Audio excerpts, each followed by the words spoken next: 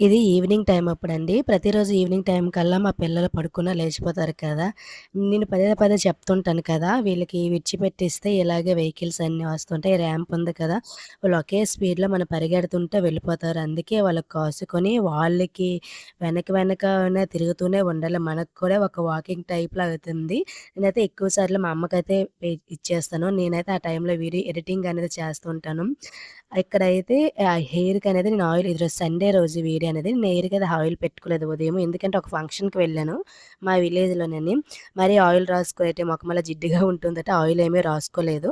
అలా అని నేను ఆయిల్ మొత్తం ఒక రోజు కూడా నేను ఆయిల్ లేకుండా ఉండలేనండి. మొత్తం హెడ్‌ఏక్‌గా వచ్చేస్తుంది. శనివారం రోజైతే ఆయిల్ రాసుకోకూడదు కదా!